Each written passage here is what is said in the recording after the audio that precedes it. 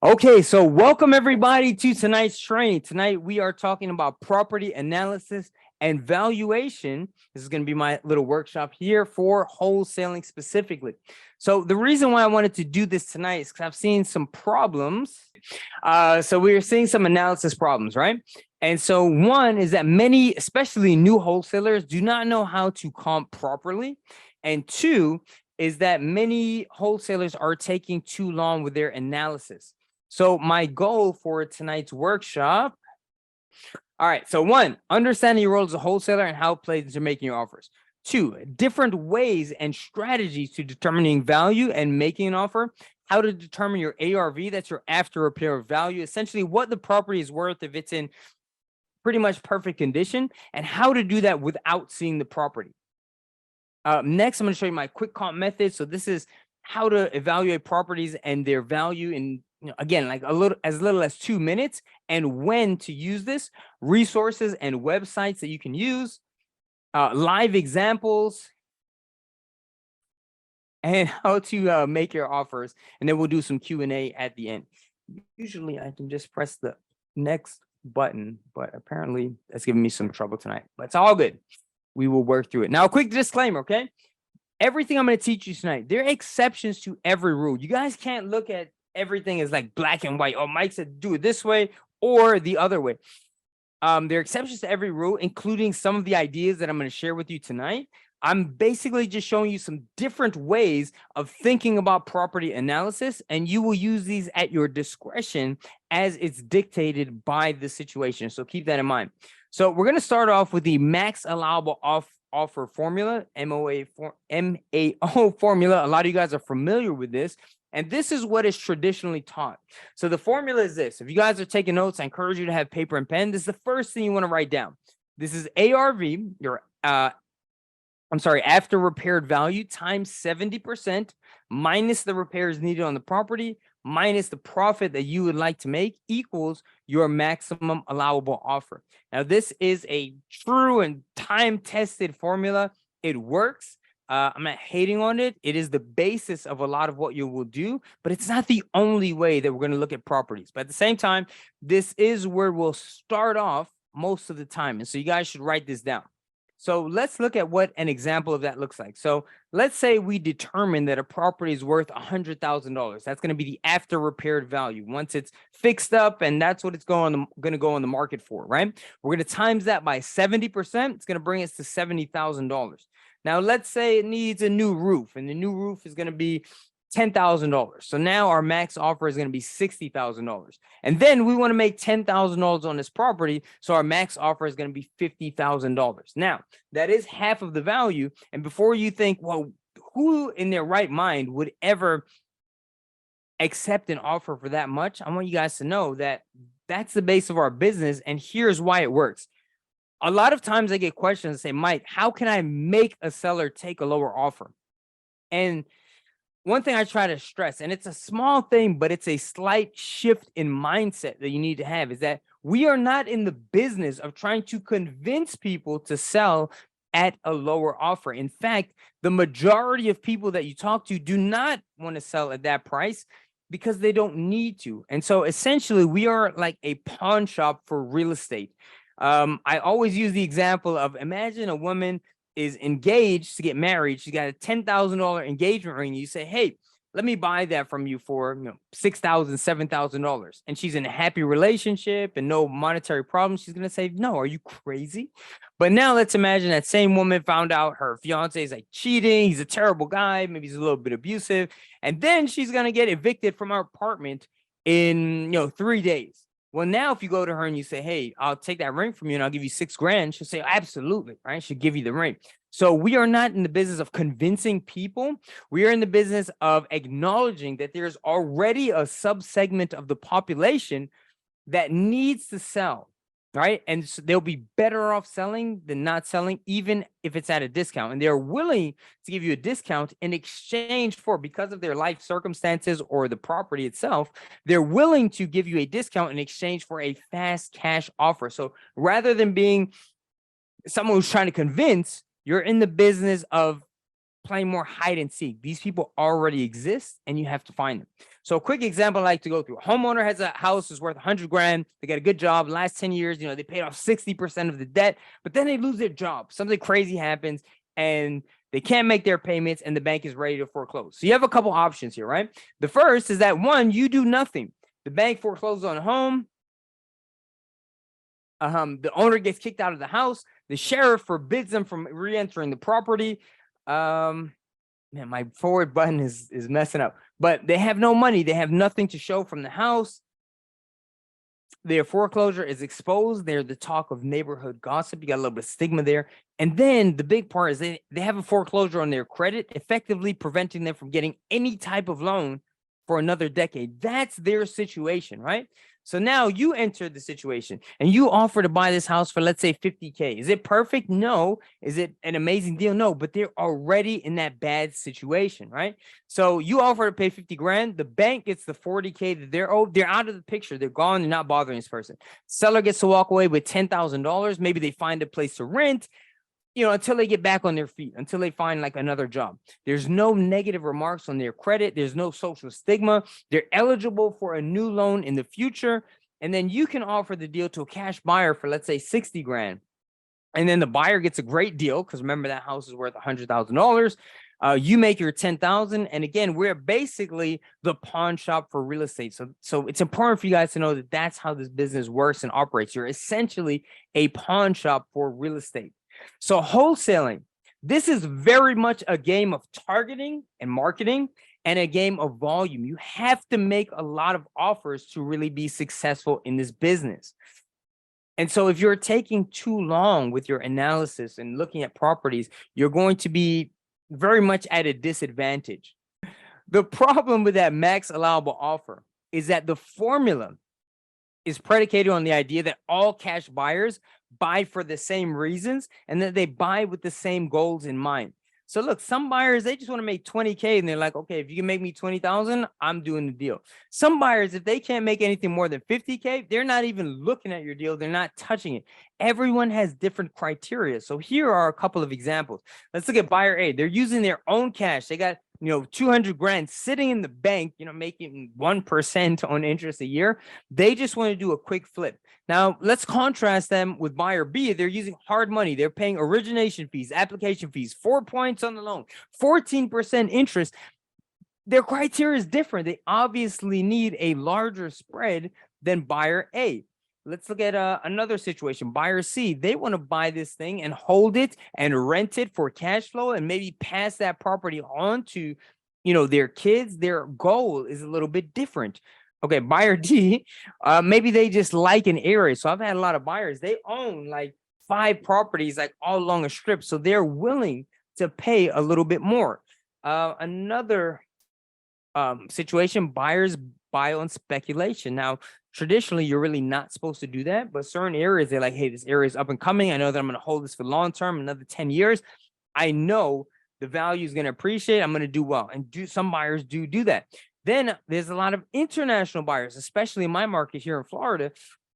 They just want to park their money in secure U.S. real estate. They want to have a safe place to park their money. Not all international banks, like FDIC insured accounts. That's something that's unique here. Not everyone has it. So some people just want to put their money into a secured asset. And so hopefully you guys can see that you're traditionally taught, and even the way I was initially introduced to this business, is that you're taught to analyze this from one perspective with one formula. And look, these are just a couple of examples, and these are so many different ways that people can look and analyze different properties. And that's something that you guys really need to keep in mind. So the popularized max allowable offer formula is still good. It's going to be a starting point. We're definitely going to use it, but that's not going to be the only way to go.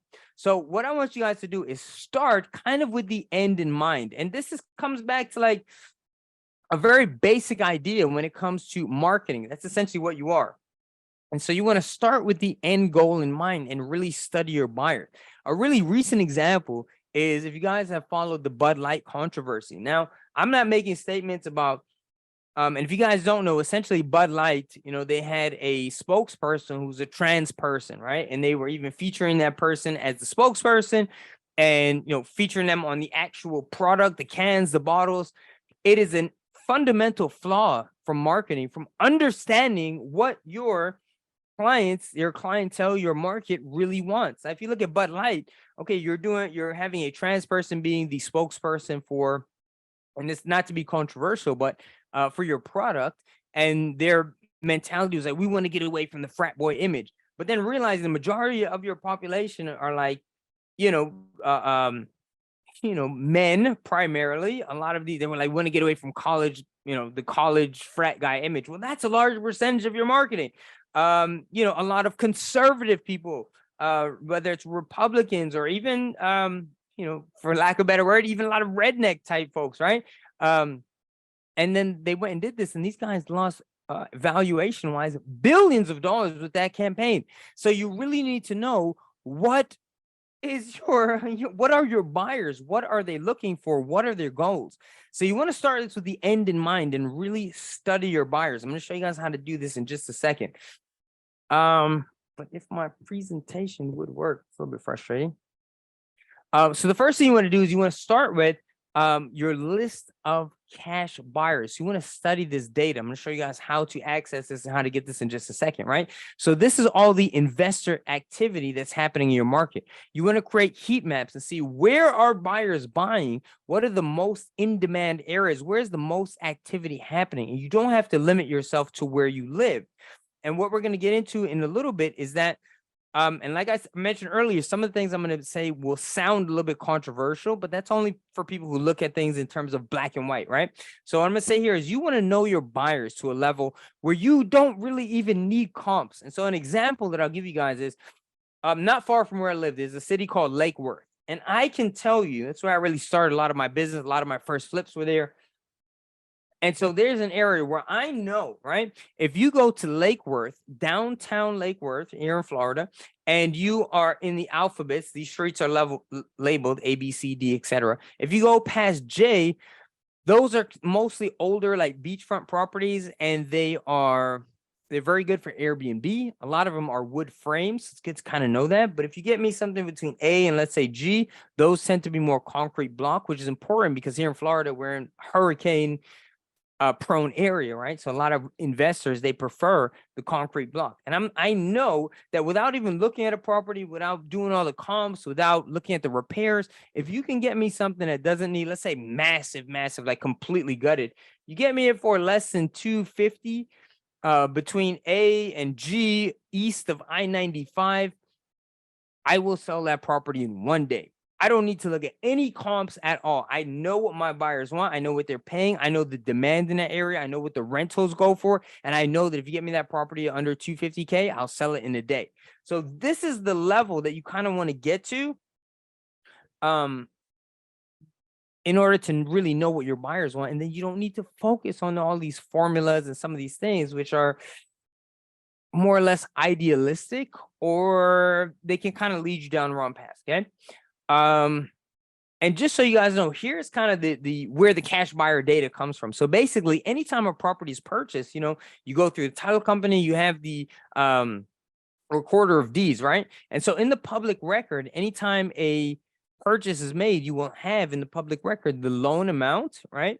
And then they will have the lender name. So then when there's no loan amount and no lender name, you can make the assumption that this is a cash purchase. And so you can look through the public record and kind of do this more or less in a kind of a slower way, right? But there are resources they can use where you can get this data, just basically a spreadsheet, and really just rock with it. So the next thing that you want to do is you want to essentially build an archetype, right? Have an avatar of what types of properties are you looking for. And so again, you want to look at those those cash purchases, and then you want to really manipulate that data to look for those trends. You want to know the area, you want to know the volume, you want to know the prices, the size, the aesthetics, and you want to really create an archetype of what your ideal buyer is looking for. Not that you can't do other types of deals, but you want to start with what's most likely to sell and where is the absolute highest level of demand. So what are your buyers actually buying? Identify what's most likely to sell. So some examples for me, what I look for is entry-level single-family homes. I think that my buyers, a lot of them, what they want to do is they want to come into a property that needs some work. They want to fix it up. They will either want to fix it up and rehab it and then rent it out, or they want to fix it up and then sell it oftentimes to a traditional FHA buyer. And so the picture I have in my head is usually like they want to sell it to a family, maybe a first-time home buyer. They just got married. They had their first kid. They need a little yard space. They don't want to be in the hood. You don't want to be in a war zone. They're not ready for like a luxury area in a gated area. You want basically that idealistic white picket fence where you good school system, you got your yard, you got your property. And so it's a kind of a first-time home buyer vibe. Now that's personal to me. You guys will all figure this out where you are, but there's the most demand. So it's much easier to sell those types of properties. I like them built after 1950. 3-2s are ideal. Yes, you can do other deals, and I've done tons of deals and that don't meet these criteria. But again, idealistically, this is more or less what I'm looking for. You want to have them ideally over 1,000 square feet. And again, this is specific to my market. Concrete block, like I said, I'm in Florida, so hurricanes. I've sold plenty of wood frame houses, but the ideal construction is going to be that concrete block house. Again, no war zones, and I'm getting a little bit delayed. No luxury places, no gated communities. All right, so guys, and no 55 plus. I've done 55 plus things, but again, it's not necessarily my ideal archetype. So you really need to know where your buyers are buying, what your buyers are buying, and why your buyers are buying. Because again, all these different exit strategies are a little bit different, right? So if they're rehabbing to resell, are they in a high-end neighborhood? Are they going to be doing like the maximum, impact luxury windows, the thick, beautiful crown molding, high-end rehabs, all the stainless steel appliances? Or are they rehabbing to rent it, where they might just put in a little bit of Formica and, just go a little bit cheaper with the rehab? These are all things that you really need to keep in mind. Now, the next thing I want you guys to write down is the 1% rule. So this is if your ideal client, and this is more common in some areas other than others. And this is why you really need to know what your buyer is looking for.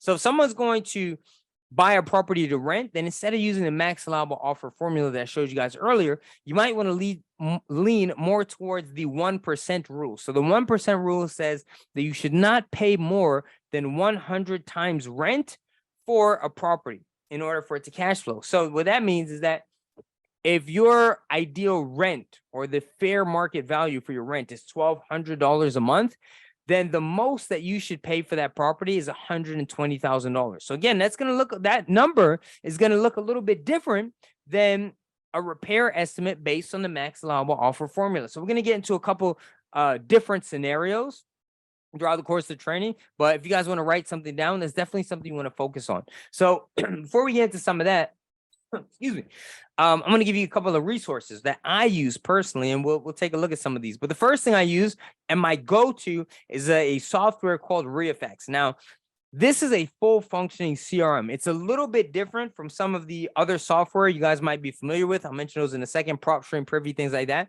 A lot of those software will provide you data, and very good data. ReFX is a little bit unique in that it's not just a data provider.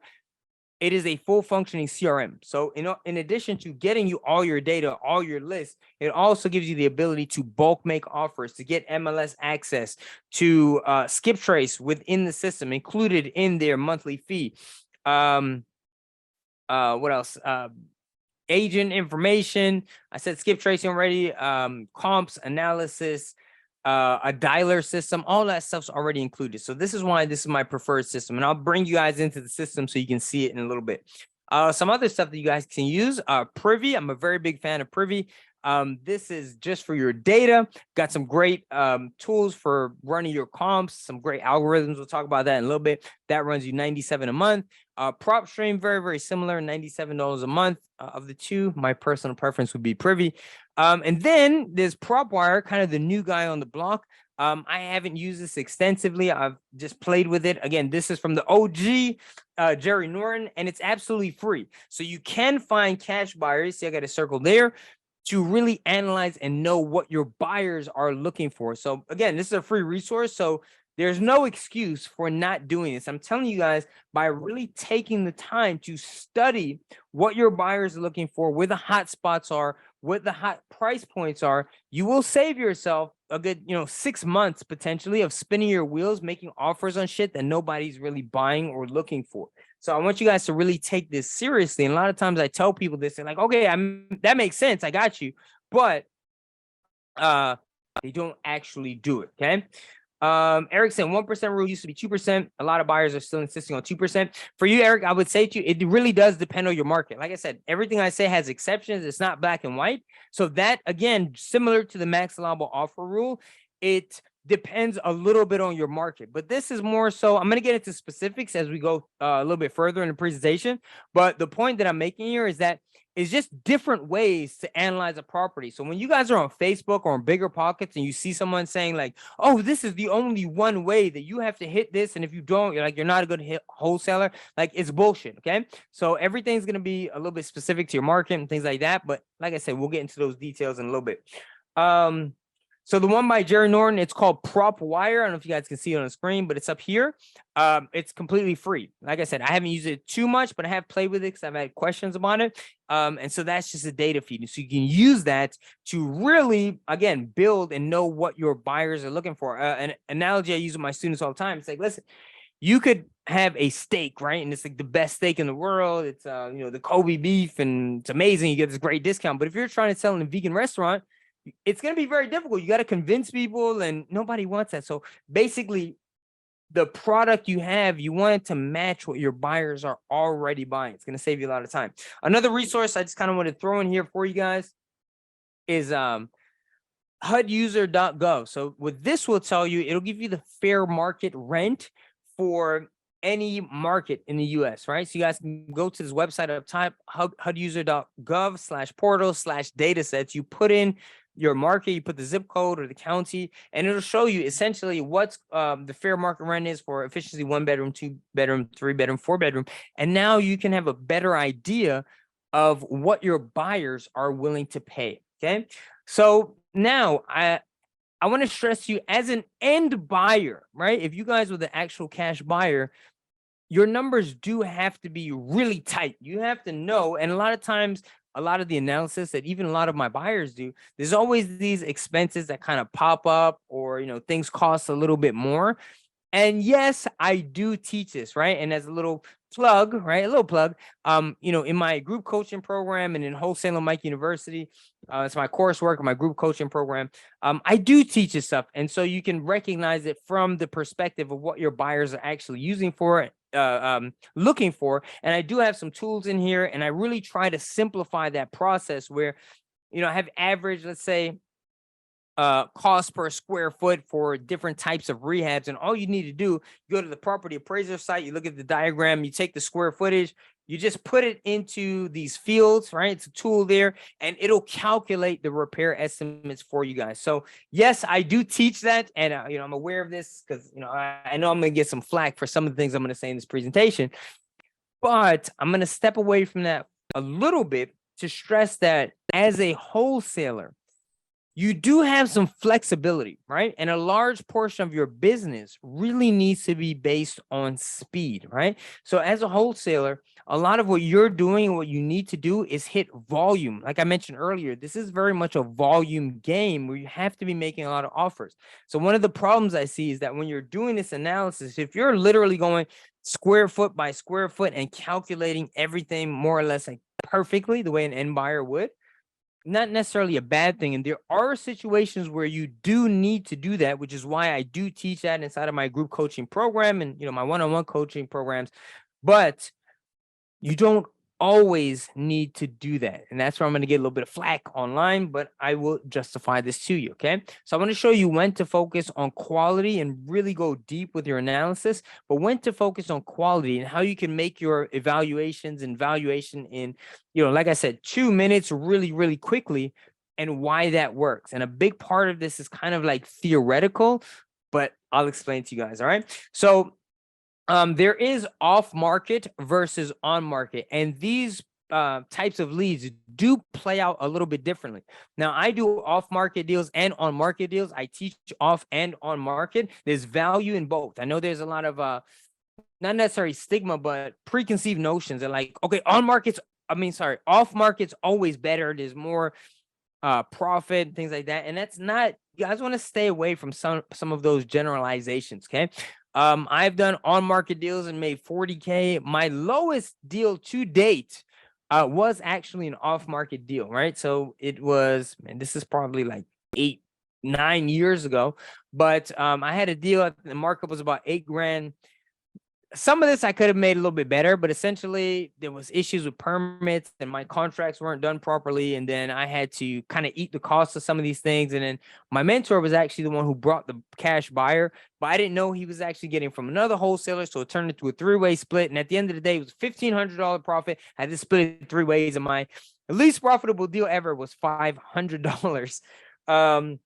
And it was off market. So my point here is just don't discriminate, right? Look at every deal as a deal and work by your numbers without, like I said, some of those preconceived notions. But there is a bit of a difference in terms of how you make the offers and how you do your evaluation. So I'll give you some bullet points. This will make more sense in a little bit, right? But essentially off market, the seller, one of the biggest points is that the seller always needs to name their price first. So when I teach this to students, I encourage you guys have to get very good at just talking to people. Brent Daniels talks about this a lot. You guys really need to get good at talking to people, understanding them, not only just building that rapport and having that empathy really help you to connect with your buyer and make them more likely to go with you. I've had countless situations where sellers will actually tell me, Mike, I actually had a higher offer, but I choose to go with you because I think you're more authentic, more genuine, like you're more caring, things like that. But when you really understand the story and the situation, that will help you come up with a better offer, okay? And then the other thing is that if you were going to throw out a price first, right, maybe based on that max allowable offer calculator, some of these people are so motivated. Happens a lot with like some of my probate deals.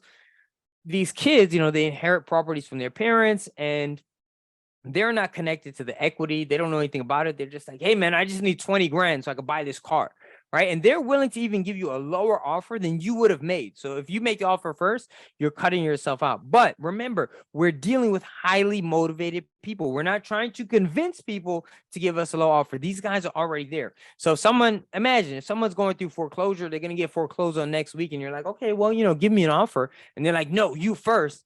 That person's probably just not motivated. It just might not be a right match. And so that's something I teach a little bit outside of this training, but I teach my students, there are a couple different kind of persuasion loops that we go through where we never anticipate that the seller is going to give us a price first because most people are trained not to do that. They know that, but we say a couple things. Okay, well, we understand exactly where you're coming from. Totally cool with that. But just give us kind of a ballpark offer. And I have like several scripts. If you guys don't know, check out my scripts on my website, wholesalemike.com. Just look for the scripts and it'll give you all the different kind of loops to go through these objections that a lot of sellers have to get them to give you your price first, because that is a tenet of effective negotiation. You guys have heard the cliche, whoever gives the first price first kind of loses. And it is true. But the way that I teach it, it's very, very effective, right? I can't go too deep into that now, but take my word for it, all right? Typically with off market, you are working with less competition, but you do have a better idea of the seller motivation because you get to talk to these people. And so in these scenarios, you're going to be a little bit more focused on quality. And this is where you want to do a little bit more due diligence and run a little bit deeper on your comps and your evaluation. Now, on market is a little bit different because with on market, you have to make your offer first. You're not talking directly to the decision maker. You are talking to a listing agent, ideally, right? So you have to make an offer first, and you have to make an offer that will get accepted. So you have to get that control first. This will make sense more in a little bit. And so in this situation, for the most part, you want to focus on quantity because you are throwing out a lot of different offers and you don't even know if the property is still available, if there's a lot of competition, if these guys are even going to entertain your offer. And so this is where speed really, really kicks in. Again, more competition there. So now I'm going to kind of break down how this works. And like I said, some of that might be a little bit unclear, but it'll get clear in a second. A quick side note on market properties. Like I said, these MLS listed properties get a bad rap in our community. I'm not sure why. but 91% of houses are sold through the MLS. You guys need to realize that there are plenty of deals on the MLS. It's simply a marketplace, and it costs you nothing to make an offer. So you can absolutely wholesale deals with a realtor. I have tons of deals that I've done myself, HUD statements, but testimonials from students. And these are great because I call it the low-hanging fruit. It's there. You just kind of have to know how to go after that, how to engage with these people, how to make a smart offer. But the question I'd pose to you to kind of show you that this works is that most people don't know that wholesalers exist, right? So let's say, God forbid, your parents or something like that pass away, and maybe you're living in California, they leave you a house in Florida, and now it's racking up, the lawn hasn't been mowed, you got code violations, you got taxes to pay, it's breaking down, someone's breaking into the house, the city it's putting up boards on the window or something like that, and you need to sell it. What would you do? You wouldn't be like, let me call my favorite wholesaler. The majority of people are going to say, they make Google search online, say realtor in that area. They're going to tell a realtor, hey, sell this property for me.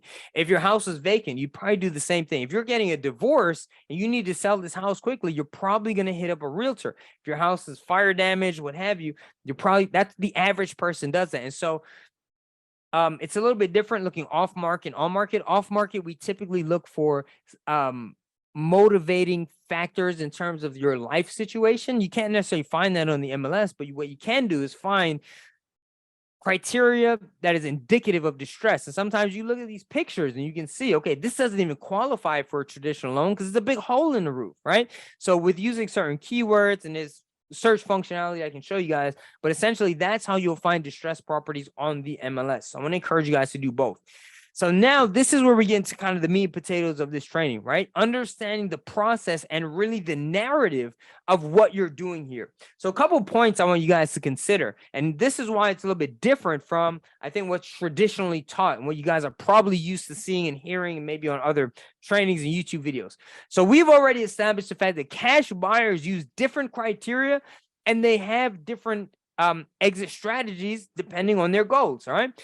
I want you guys to know that repair estimates, they're highly, highly subjective. I had a student the other day, and we had this property under contract and sent it out to a couple buyers. And a couple buyers went to the property. They looked at it. We had buyers who were regular rehabbers. They do this on the regular. Another buyer came, and she brought her general contractor. And one buyer came up with a repair estimate of $60,000, and another one came up with a repair estimate of, I think it was about $120,000, almost double. And the thing here is that they were both right? They're buying for their specific needs. Maybe one would put in the cheapest stuff. Maybe one wanted impact windows and high-end stuff. Like, they're both right because it's their money's on the line, right? It's their investment. It's their goal. It's their exit strategy. And if you're trying to get this perfect offer within, a 5K range, that's a 60K spread right there, or range in the estimates, right? So what do you do with that as a wholesaler? What I'm trying to stress to you is that some of you guys are putting too much emphasis on getting the perfect offer in many situations. Think about it. Are they doing it themselves or doing the work themselves, or are they using a licensed general contractor? Are they going for a very high-end rehab where they're using top-notch, top-of-the-line, materials and appliances and things like that? Or are they looking to rent it and maybe going a little bit cheaper? Are they using legal workers that they have to pay, or are they picking up some guys, off the books from Home Depot? That all impacts your labor costs and your repair costs. Are they pulling permits? Yes. Traditional teaching tells us you got to pull permits for everything. I know a lot of people, a lot of my buyers, they put curtains in front of the windows. They do not open the doors if someone knocks, and they don't pull permits. All this stuff will impact your repair estimate. So while you guys are stressing over, I got to fit in my max allowable offer and get these rehab estimates down perfectly, a lot of times it's idealistic, and you don't need to do that, and you're wasting your time doing that. Not always, but in a lot of cases.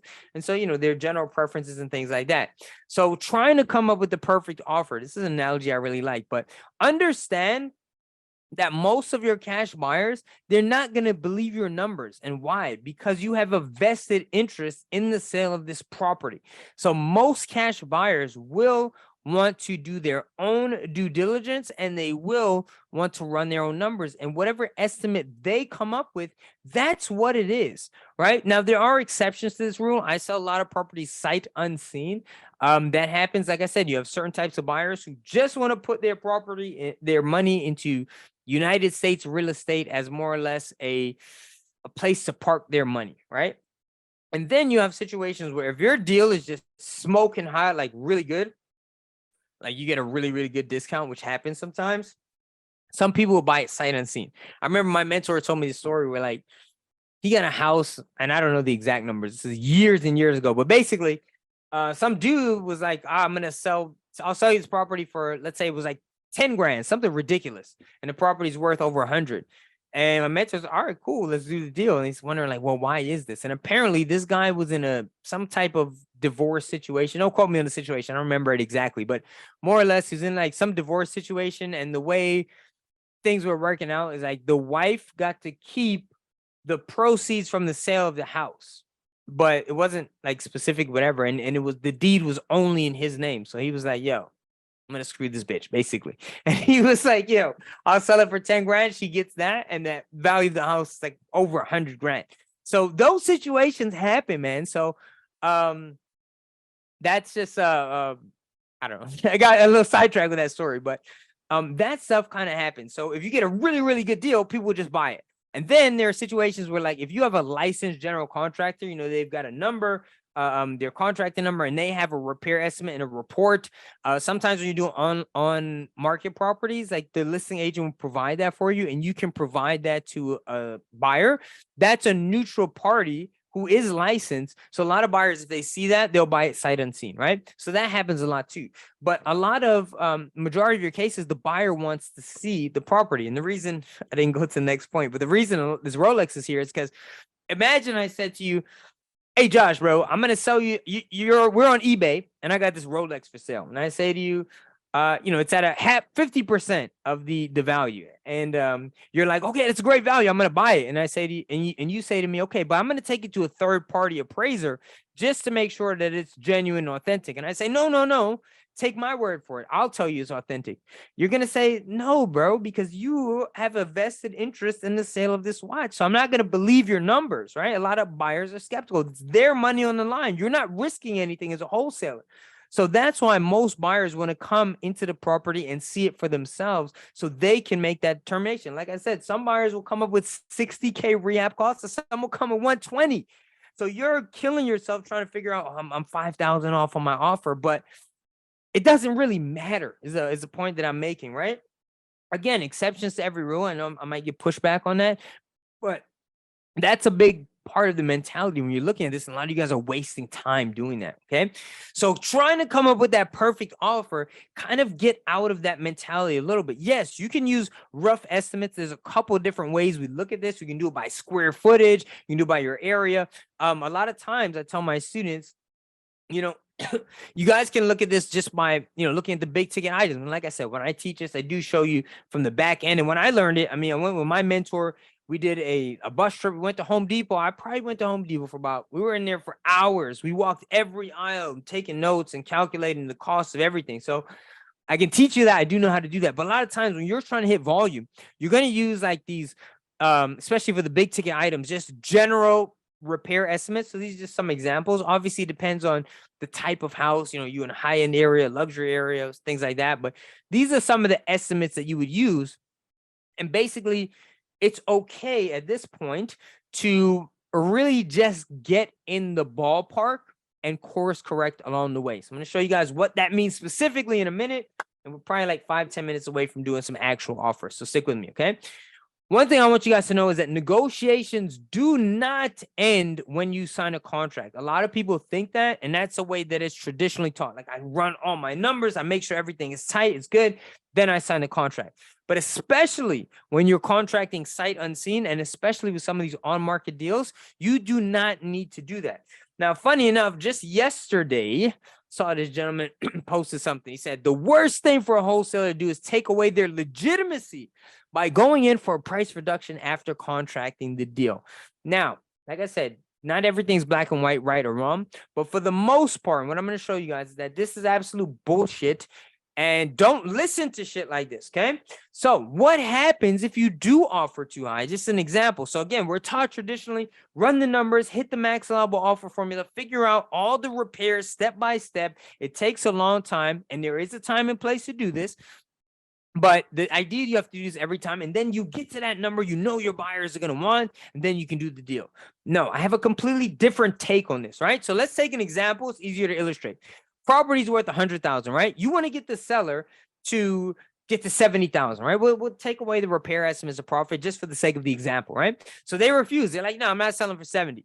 So it's hard to get them to that number. They're not committed to you. They're entertaining other offers, whatever, right?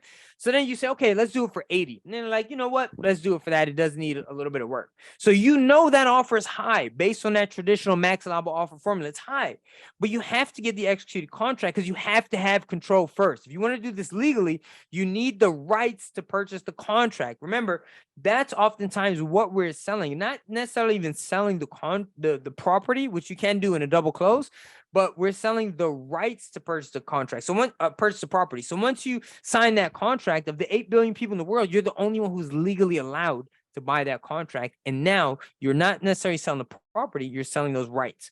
Yes, double closing, we'll get into that a little bit later, but the premise, that I'm making here is still the same. So now let's say you contract at 80, right?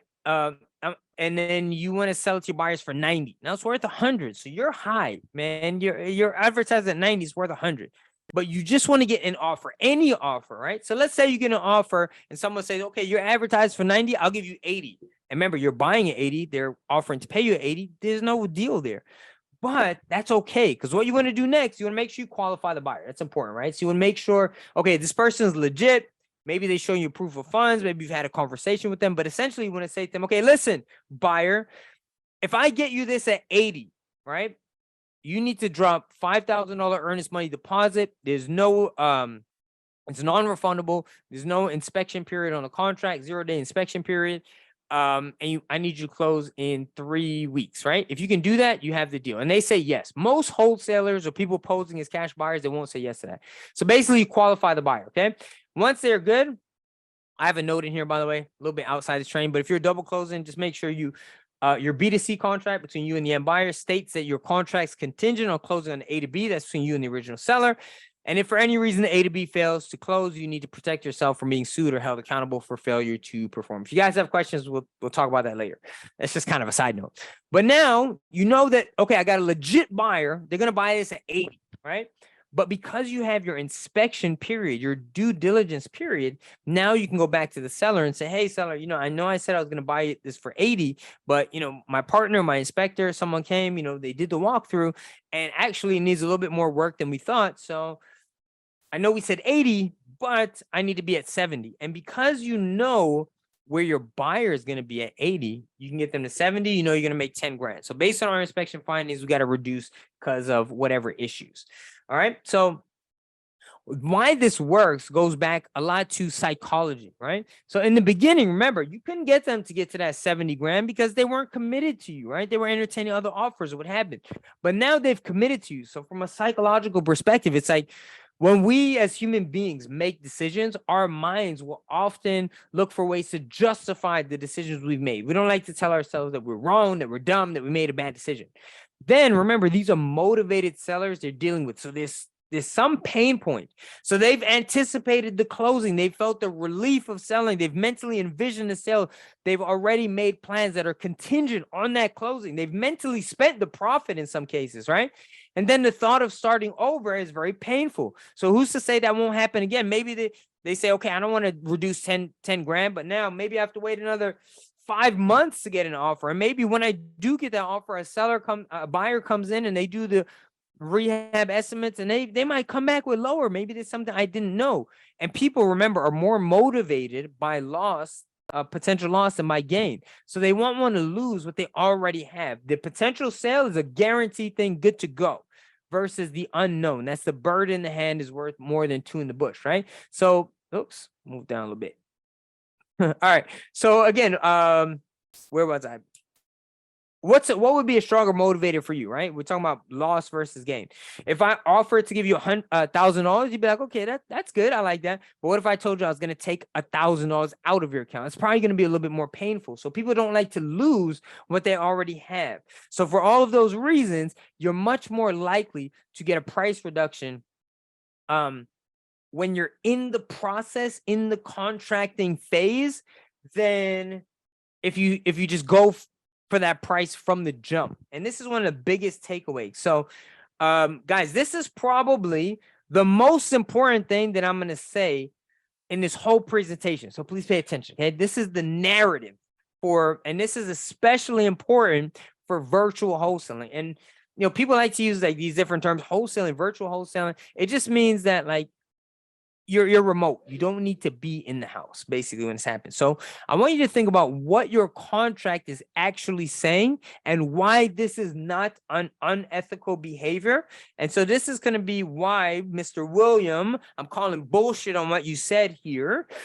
Like I said, exceptions to the rules, and I don't like to get into these right-wrong arguments, but this is why I don't do this way. And so the traditional way versus the virtual way. Now, you guys remember, I started wholesaling in 2012. And the traditional way that I was taught is that you talk to the seller, on the phone, then you say, okay, let me set an appointment. Let me go to the house. Let me sit down with you. Let me walk it. We'll talk about it. We'll make an offer. We'll sign a contract. And I remember those days. And, I've had a lot of things where the ROI on my time and how efficient that is, it's very largely a lifestyle choice. But, obviously, you guys know I'm in here for the money for sure. I'm admittedly a capitalist, right? But a big motivator for me and my essential why is, a lot of you guys know I'm a single parent. So for me, especially in the beginning, was having the time to spend with my daughter, to take care of my daughter. I have a lot of family support now, but especially when I started at the time, all my family was still in New York. Right. So I was like, I want to be home. I did not get into this business to have another job, to have a 9-to-5, to be driving out to properties, to whether it's spending gas or spending time or, meeting with people who are not even going to do a deal with me. That's not an efficient use of time. That's not what you get into this business for. Right. I want to do everything remote. Right now, I work from home. I work from Starbucks, library. I can travel. I can be in a different state, different country. It doesn't matter. Right. I've been literally poolside. I'm not saying it's hypothetical. I've been in poolside in Vegas, sipping drinks, and had deals closed in Florida, and it gets wired into my account. And that's the way I like to run my business. Now, I want you guys to think about it from a seller perspective. Traditional way, you say, okay, Mr. Seller, I'm going to come and meet you. All right, we're going to talk about this stuff. And there are sellers who need that, right? But again, exceptions everything. So we meet, I walk the house, I take all my pictures, I do a video, then I sign a contract with you. And then a couple of days later, I say, okay, now I'm going to send some people over there to look at it. And then maybe I ask you for a price reduction. Now that can still be done, and I have done that. But think about the seller perspective. They're thinking, well, man, you saw the property already. You looked at it. You did your inspection. Why are you sending other people here? And because remember, these people are not necessarily familiar with the business. Yes, there are ways to justify this, but it's like, well, why are you doing that? And now you're asking me for a price reduction. Okay, that's the first way. Now, the way that I do it is more conducive to my lifestyle because I can get through more sellers sitting at home. I enjoy sitting at home. I enjoy working remotely. So now I'm having a conversation with the seller. And I'm telling them, okay, this is what I do for a living. And I'm going to need you to tell me everything wrong with the property so I can make an intelligent decision on the offer, right? So I can do my due diligence. They're going to tell me all the things. And I'm going to say, okay, send me some pictures. Can I see what this looks like? This looks like, this looks like. And if they don't do this, by the way, you can still use this strategy, but oftentimes they will. Hey, can you do a quick video and shoot that over to me? Now I'm going to take all that data, whether it was just what they told me or an ideal situation, what they told me, plus the pictures, plus the video. I'm going to send that to my buyers. Now, remember, most buyers want to go and see the property. And I'm going to say, okay, again, this is the narrative. All right, Mr. Seller, based on everything that you told me, I'm comfortable making an offer of, $100,000 or so. But that's, that's based on what you told me. And so I'm very comfortable. I'm confident. I run my numbers, my comps, and that's a good place. So here's the contract. You sign it. Now you'll notice in there, just to ensure that everything you told me is correct, we do have a small due diligence period where I'm going to send someone over to do a walkthrough of the property just to confirm that everything is in order the way we discussed.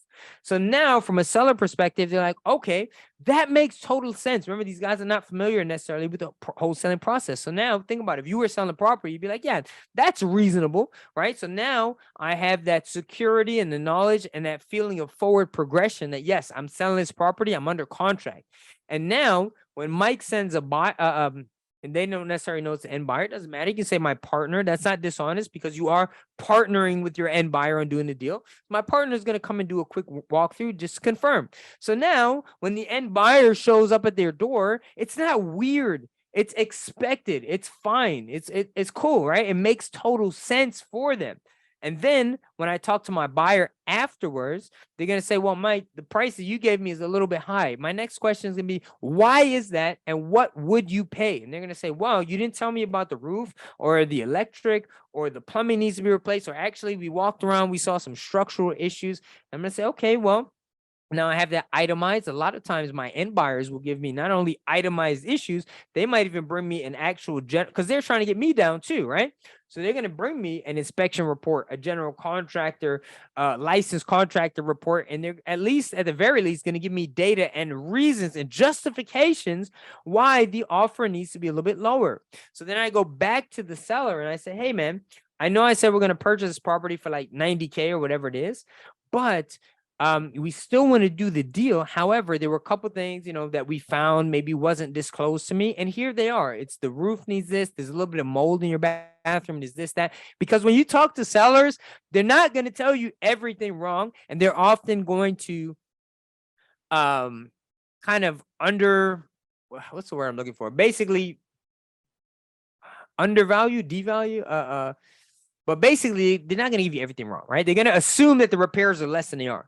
And then you can itemize it now because you're regurgitating the information from your end buyer. And in some case, even producing a report from a licensed contractor. And you're saying, yo, we'll still do the deal. But instead of doing 90, we need to be at 80 or 70. And also because you've done this in steps, now it's not like in the beginning where, like, let's say you offered 50K less than they were asking. That's a big commitment for a seller when they don't know you. But let's say you offer it at like 20K less than what they want. They said, okay. And then you actually do diligence. So you show that, hey, I'm invested. I'm serious. I sent someone over and now I'm justifying another 10, 20K. But now it's much easier, and they're already in that mind frame, that mode that we talked about based on the psychology. Now it's much easier for them to be like, all right, well, let's just do it, right? We're a week away from closing. Let's just do it. And that's how you course correct and negotiate during the process. And that's the point that most new wholesalers miss.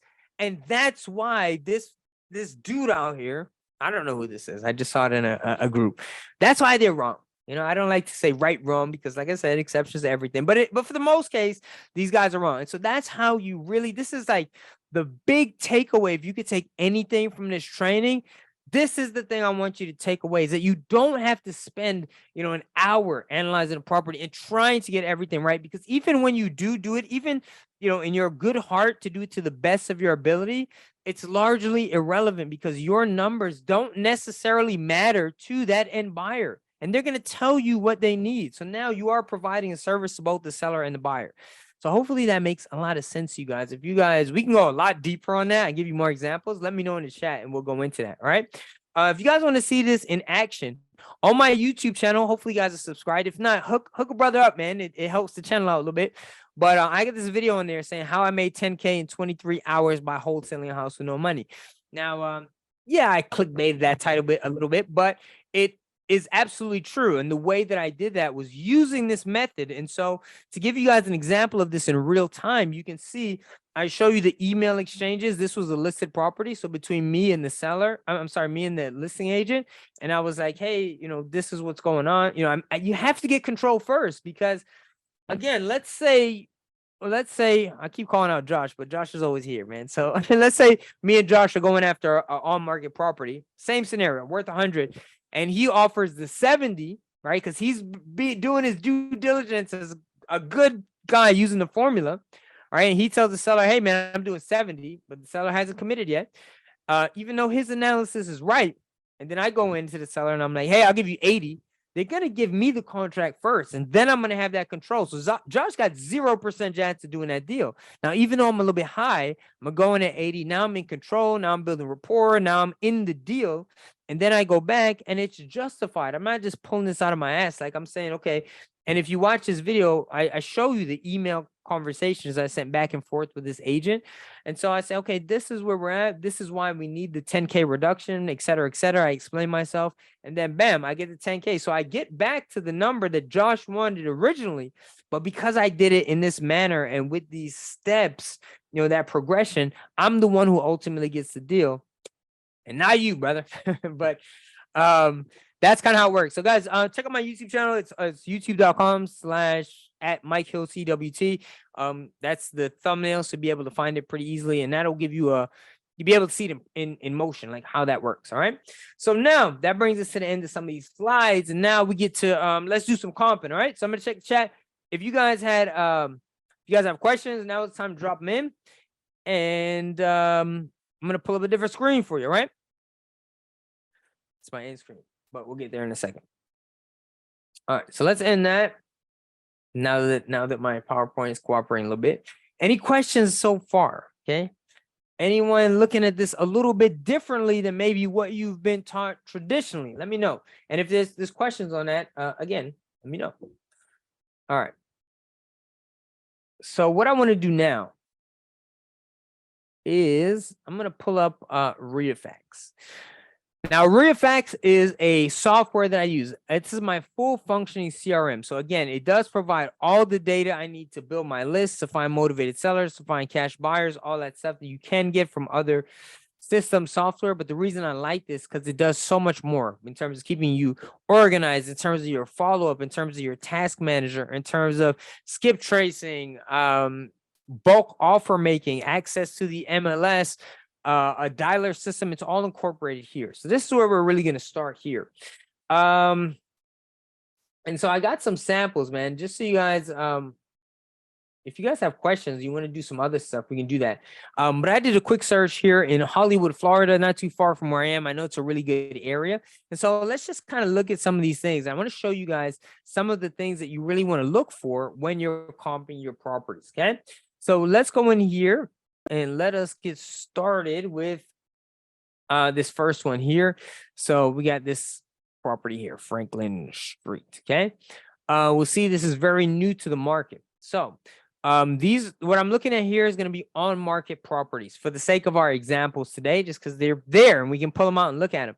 So with on market specifically, you know, your comp on your property is the same, but when you're making offers, a couple of things I want to point out is that you have your ideal number, right? Which is going to be basically that max level offer formula.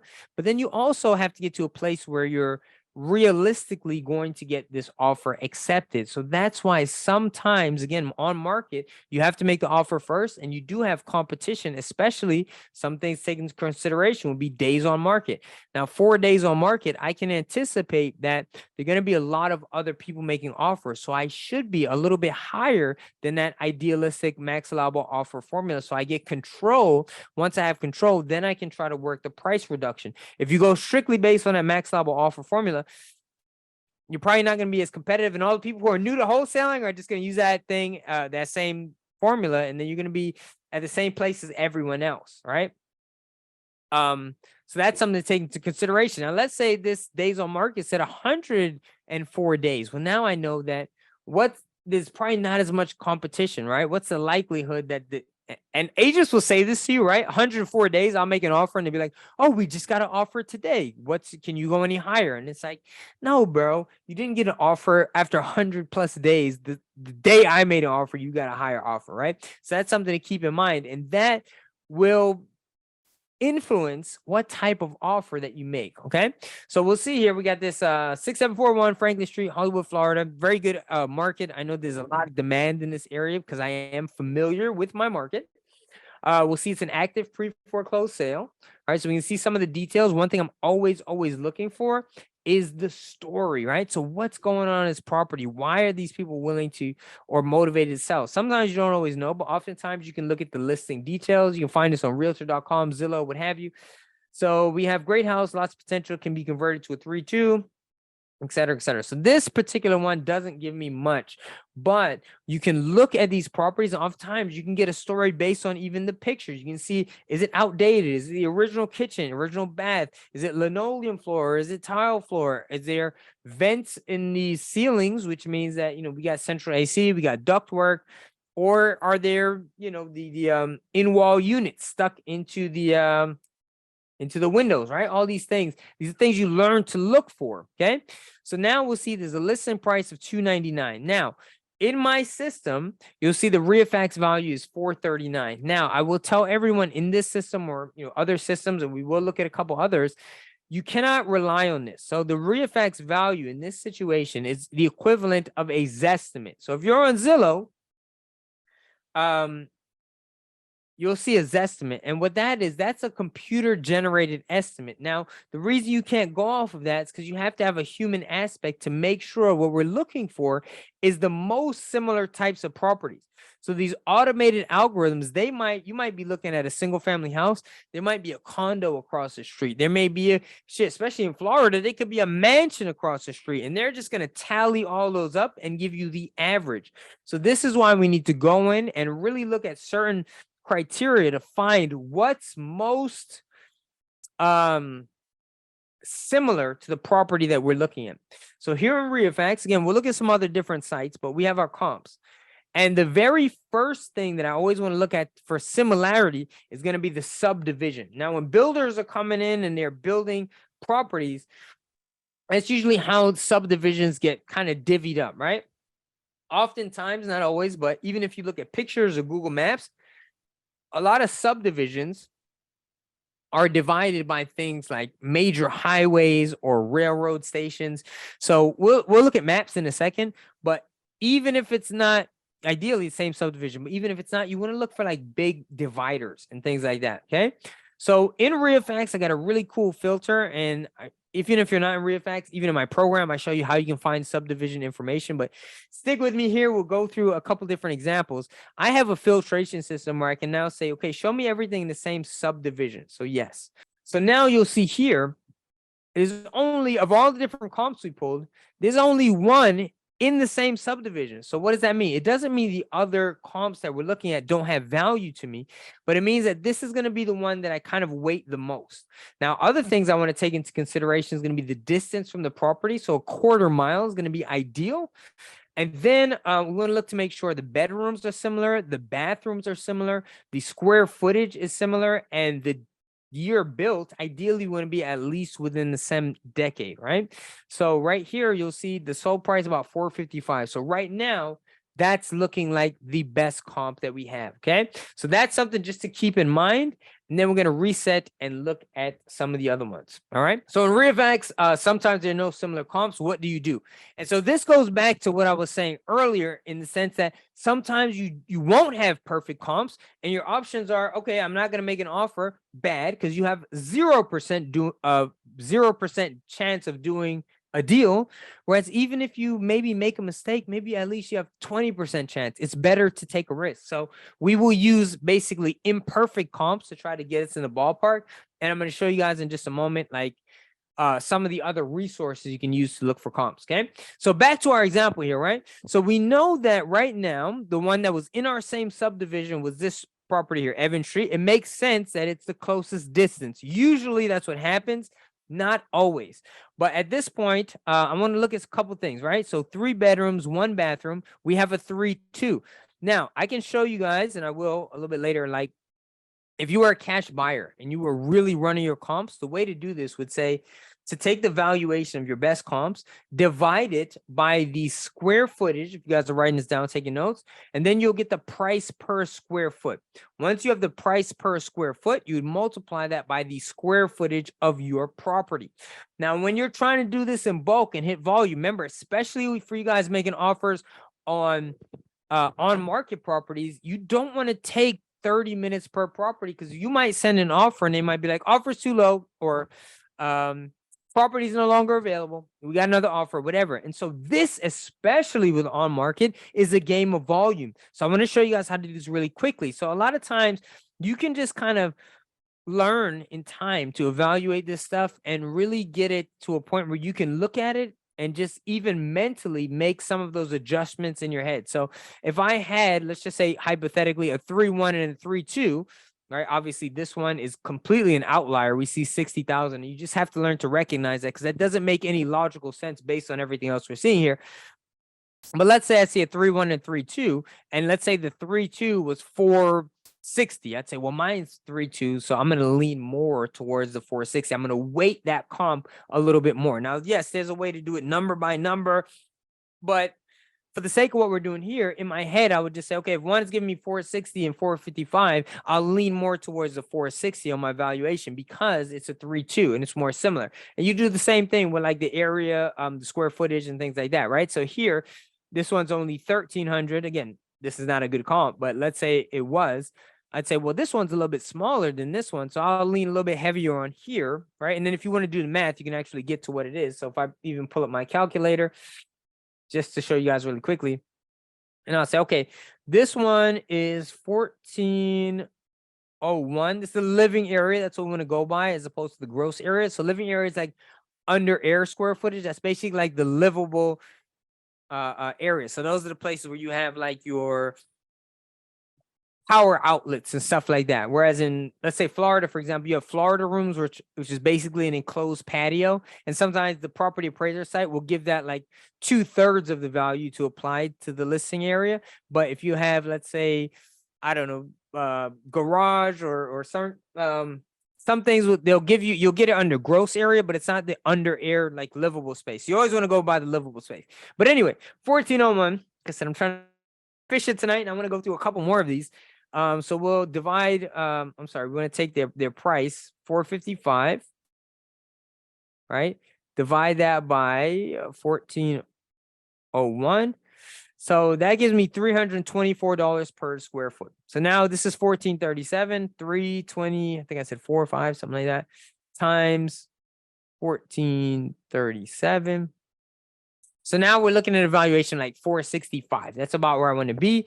And then, then we can revert to our max allowable offer to kind of get us in the zone, right? So ideally, I think it was 465 I said. This is the number I want to have in the back of my head. About 325 is an ideal deal. But remember, I just used one. So ideally, you'd have multiple properties in the same subdivision. Now, we don't have that. So this is going to be my best comp, right? I'm looking about 455, but I still want to look at these other things because they're relatively close. Now, remember, quarter mile is ideal. Half mile, you can still use those. Over a half mile, you really don't want to unless that's the only thing available. And if it's the only thing available, we can't, make comps out of thin air. So we use what we have, and it's less of a science and more of an art. A lot of this is really just common sense, right? And remember, we just want to get in the zone. And another thing that a lot of people do is they'll say, okay, well, I got the price at X amount. I want to make 50,000. So I'm going to price it as high as possible, make 50,000, added to my asking price. And then I'll advertise it for that so I can make 50K. Sometimes that is appropriate, right? But sometimes what I advise my students is that, listen, offer a little bit lower, maybe just do a markup of 10K, 5K, 10K. And then what you'll do is you'll get more eyes on the property when you advertise to your buyers list, ideally, but even on free places like Craigslist and Facebook and, Bigger Pockets, Connecting Investors, My House Deals. There's all these free sites that you can use, LinkedIn. And then what happens is people see, wow, great deal. I got to get to know this guy. Let me get on his buyer's list. Boom, you add buyers to your list. Maybe they don't buy this property. They buy a property from you a month later. But then you have multiple buyers. Then they start making you offers. And you say, hey, man, you offered 450. I got to offer for 460. Can you beat it? And then you start creating a bidding war. But in addition to doing that, you're showing that there's demand for this product. Like, think about, I remember when I was in high school, when a new pair of like Jordans would come out, people would line up outside of Foot Locker at like 6 a.m. to get them. So now you have that confirmation bias where people are looking at stuff like, oh, other investors want it, must be a good deal. I got to get it. And they'll bid maybe up to that 50K that you wanted, but because you started lower, your reputation's good. People will get on your list. And then they'll get you to the point where you want to get anyway, and then you can still work the price reduction on the back end, right? So that's why this thing works for you. So here, obviously you guys gotta, again, common sense, 60K, it could be a mistake in the property appraiser, in the just the deed of recorders putting their recorder of deeds putting their information in, or it could be a wholesale deal. Or in RealFacts, I can actually click on these, and sometimes you can actually go in and see the overview comp and really get the story. And if you really want to go into detail, which I don't recommend because it takes time, I don't recommend in general. Like if you have a solid deal or maybe off market where you want to get your numbers a little bit tighter, remember I said quality over quantity in those cases, then you do a little bit more research, right? But if I'm just trying to get out, let's say I wake up in the morning, maybe I have an hour before I take Jade to school. I'm like, let me get off as many offers as I can. I'm going to throw these out because volume and speed is what's going to win the game, right? So without doing that, right, I got this. I know it's a good comp. Okay, it's not in the same subdivision. So in the back of my head, I'm going to say, okay, not perfect, but it's still, let's see, within about a quarter mile, right? The area, very similar, about the same, 3.2. That's what we're looking for. And I want to make sure, some of these comps you'll see, let's see in this case, okay, they're all pretty much in the same decade, so that's good. But sometimes you'll see this and they'll say built like 2020. And so those are not really good comps. You don't want to use those. But this here, 64, so I'm at 475, pretty similar. Okay, I can check that off. 63, okay, that's still pretty good, right? And maybe we'll go here up to like by 0.3, right? 67, 3.2, that's a good number. 3.2, 64. Okay, this one's a little bit lower. So now I have to say to myself, okay, that's something to take into consideration, but it's most likely bought by an investor or another wholesale deal, cash deal. Maybe it was damaged. And like I said, if you click on this, if you use good old Google, you'll maybe find the story behind that one, why it was lower. So I don't want to necessarily put into my valuation, but I want to pay attention to it. All right. This one I know is a little bit higher. So when I do, I'll put it in here. But when I get my final valuation, I'm going to say maybe it's going to be a little bit the actual value a little bit lower, right? So when I'm in RealFacts, I'm going to click these. Let's see if we do one more, 63, 32, 370. And this will help. This 370 will kind of balance out the 480. So I'm going to put that in there too. And then I'll calculate my value. And now I'm at 440. So in this case, just by luck, it does, it is basically what the RealFacts value said. So we're pretty much on point, but not, that's not always the case. So like I said, it's very similar to a Zestimate. A Zestimate can be right, but you have to like double check it, fact check it, right? So my calculated value is going to be about 440 here. So if I put up my calculator again, without taking into account some of those rehab costs and things like that, I'm going to be about 440. An ideal wholesale deal will be about 308. Now I know that every other wholesaler, new people, they're going to go with that, maybe go below, minus repairs, minus profit, but then they won't get the property. So I'm going to get control first. I want to be around here. Now, a lot of times I'm only going to pay attention personally to some of the bigger issues because I'm anticipating getting that price reduction on the back end.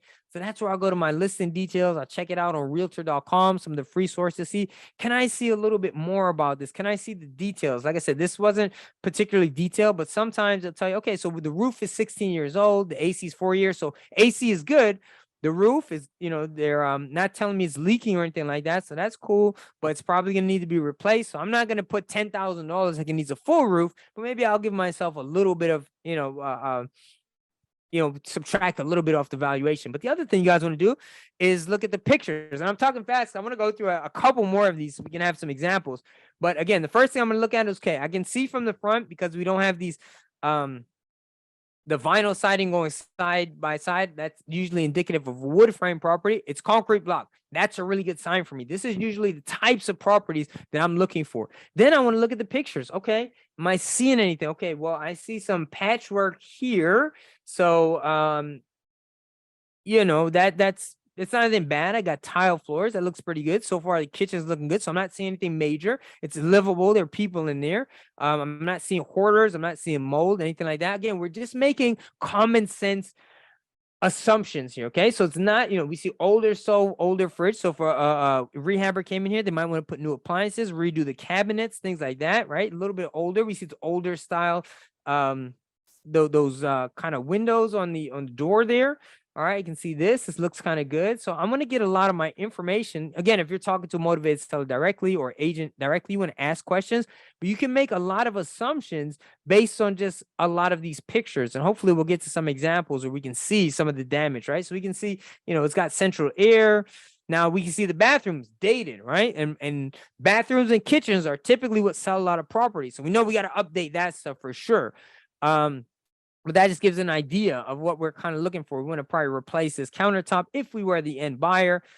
A lot of people like to replace stuff like this. Okay, electrical is cool. Sometimes you'll see these older properties, they have the cylinder, fuse box, like that needs to be replaced. And we have estimates for that, right? So here we're seeing this older. Sometimes you'll see like the drop-in ceilings, that always gets replaced. But this gives us a good idea of kind of what we're looking for. So here, this is not going to be a major rehab. So I'm not going to overly worry and try to calculate everything perfectly. For me, the idea is to make sure I get control of this property, because I know other investors are going to offer the 310 based on that formula, right? So I'm going to go probably a little bit above that. And then I also want to make sure that I'm in an area where it's going to get accepted. Now I said 310, they're asking 300. So I know I can go below that, but ideally I still want my asking price at the end of the day with my desired profit to still be under list price. Because a savvy investor, they see this, first thing they're going to do is Google search it. So if I'm asking 310, they see it online for 299, they're going to be like, what is this guy doing? I don't even want to be on his buyers list. Let me unsubscribe. He's not providing me value. But here I know that, look, even if I contract this, if it was like 104 days, I might do 250 because there's not competition most likely, right? But at 299, I know there are investors who might offer list price. So maybe I'm going to go in at, even if I did 280, I would offer it at 290 to my buyers. My buyers would see me at 290. They'd see it listed at 299. They say, he's still giving good value. I could still go for the price reduction on my back end, but then I have a higher chance of getting it accepted if I'm speaking to the seller's needs, saying, displaying my USP, my unique selling proposition, which is, yes, maybe they do get offered for 299, but I'm offering 280, but I'm paying cash. I'm buying as is. You don't have to do any repairs. You can leave all your shit in the place if you want. I'll do all the junk removal. I'll close in 2 weeks. I'll pay your seller closing costs. These are all these things that's unique to my offer. And in the selfish interest of the listing agent, I always go direct to the listing agent because I tell them you'll get 100% of the commission, 6%, whereas your average buyer is going to come in with a listing agent, and with a buyer's agent who's going to take half of their profit. So even though they are obligated to show both offers, right? Let's say mine versus someone who's paying full price.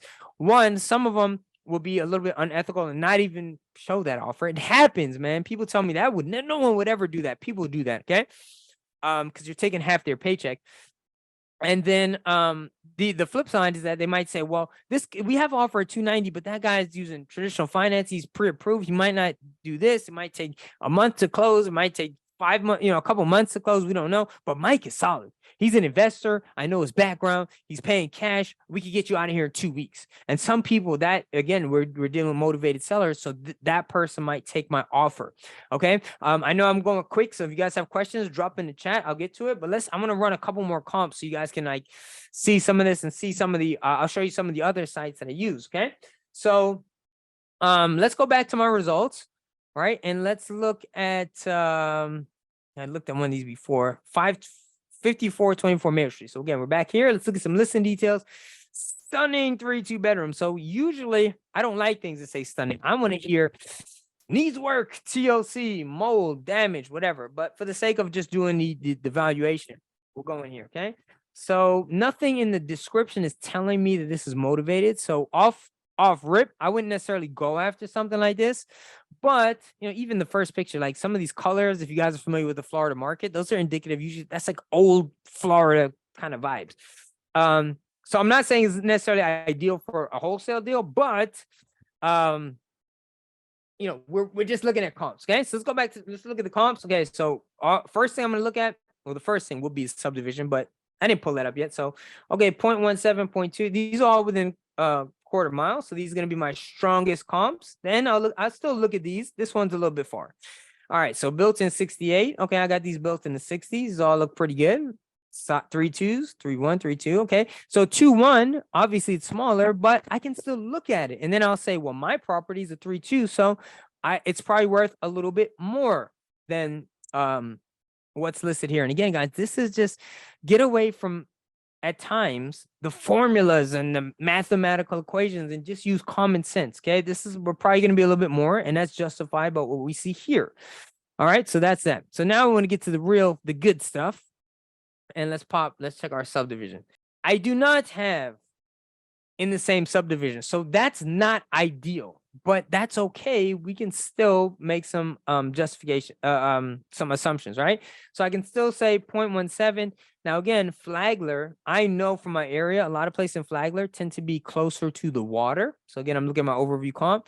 That may not be the case here because in Florida, Flagler, like it weaves. So sometimes it's really close to the water, like water view, sometimes not. So I probably search this on maybe Google Maps, see exactly where it is. I would search it on Zillow to see exactly where it is. And that may be, I'm just guessing, I haven't looked at that comp, at the overview comp, sorry, what am I looking? Yeah, the overview comp to see, but my assumption would be because it's close to the water, it might be why that's the highest of this number. So in this case, ideally, I want to look at subdivision comps. Now, another thing you can do is you can go to the property appraiser site in Broward County. To find your property appraiser site, all you do is type in your county. So whether it's Broward County, West Palm Beach County, or whatever, and type in the word property appraiser. For some of you might be, say, tax assessor. And you go to that site and every property is there. You just put in the address. There's a little shortcut in my system, RealFax. And so it looks a little bit different for everyone, but it also gives the similar information. So it'll give you things like the map. Sometimes it'll have pictures. It'll tell you if it's how many units, beds, baths. It'll tell you the construction, if it's concrete block, if it's wood. So you'll be able to see 3, 2, single family, the exterior. This is concrete block. So it'll give you all information. So you do want to look at that stuff for sure. But also, let's say in the case where there were not same subdivision comps, as was the case here in RealFax, you'll be able to search let's say recent sales in the subdivision. So these are subdivision. Sometimes you want to deep dive into these a little bit. Again, just maybe Google searching the property and seeing what happened. So here we'll see, 2023 is all good. These are in the same area. This is distressed, so that's telling me it's a little bit lower than, and that justifies what I'm seeing here because these comps are higher. So we know that this one that sold was indeed lower, right? We're seeing this here lower, and here qualified sale 465. So that's something to keep in mind, right there. Here won't show you the exact distance, but if you want to go to Google and go to Google Maps and do directions, you can see how far away they are. And then sometimes you can go and pull up some of our other sites. So this one, we actually do have some decent comps, but because they're not in the same subdivision, there are other sites you can look at. So I'm subscribed to Privy. I use that. That's a paid source. I showed you guys that earlier. That's $97 a month, more than worth it. But there are some free sites. So I will, I'll drop these in the chat. And I guess for the replay, I'll put this maybe in the description. But you can see here, these are just free sites you can use. Now, this is not going to be ideal, but the point I've been trying to make to you guys is not everything has to be ideal, not to be perfect. When it does happen, and sometimes you'll have some of these subdivisions where essentially a developer comes into, let's say, develop a new whole plot of land, and basically they're cookie cutter houses. Like every house basically looks just like the one next to it. Those are the best comps. They're very easy to do because same square footage, same construction, same style. You get those sometimes very easy to do your comps, right? Sometimes they're a little bit different. You do have to look at things like pictures. But separate and apart from that, you can make these assumptions that I talked about, right? So in this case, let me jump out of here and grab the address here. All right. So what I want to do is copy and paste. This is the first one is just Zillow, right? Sometimes you can just look on Zillow. Again, we do not want to go with the Zestimate because that's a automated kind of algorithm that doesn't take into account some of the things we look at, like year build, subdivision, things like that. Sometimes it can be a good starting place, but you can see, again, pictures. You can see that my system. So look, a little crowded. I wouldn't necessarily classify it as hoarder, but yeah, it may be a little bit older. The kitchen's definitely dated. We can see that with the wallpaper, with this light fixture, with the type of appliances, with the cabinets. So, there's definitely value there for an investor because they can improve that and increase the value, right? We're seeing a little bit of clutter. Okay, I'm seeing more clutter. So some of these are signs of distress. Not always, but we're making assumptions, right?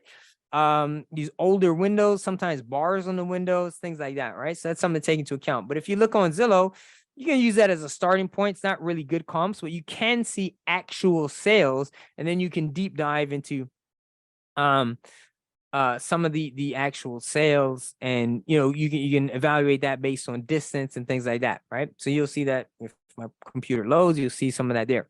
So next is this Bank of America website. I like to use this, man. I mean, if you ask a lot of people, like, well, that's not perfect, whatever. But again, I'm getting you guys away from that. Like, again, how to make just common sense things. So we're here. We're gonna go to home value. Like I said, give me a minute. I'll post this in the chat. And so we'll see this, right? And so now we get here. How much is your home worth? They give us this value. Again, we want to kind of stick away from this because we want to, that brings in everything, might bring in stuff from a half a mile away. And when we're looking at this, remember, subdivision, even though we didn't have it listed in REIFax, oftentimes a lot of subdivisions are divided by things like major roads. So if I'm just looking at this, and again, this is not, there's exceptions to the rule. It's not all the time. This is my subject property.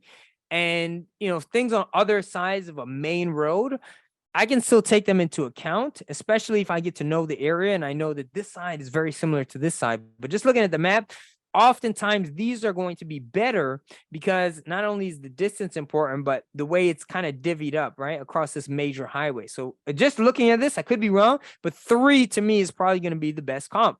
So now we go down and we see, yes, these are closer and some, okay, so here, 0 mile, we're looking at 5424. This is 5428. This is the house next door. So at this point, I can almost stop doing my comps and I can assume that this is pretty much the best comp. Now, this is a little bit lower. In this case, I'd probably want to click, maybe Google search this and see when it was sold. I would imagine this was probably sold as some type of rehab or maybe as a cash purchase because it is significantly lower than what I'm seeing. But at this time, this is going to be the best thing. And when I look into it, I'll probably say, okay, that's why it's 100 grand lower because of XYZ. But maybe that might give me a good idea of what this would sell for as a wholesale price, so long as the date is correct. So this is a little bit older. So that's something I have to take into account as well. But in terms of similarity, this is most similar. And if you guys see here, there are comps and properties that are here that are not necessarily here in REIFax. So sometimes that's why it makes sense to kind of vary your approach, right? And so another site that I might use would be, this is a Chase Bank home value estimator. So we'll go here, we'll drop the same address.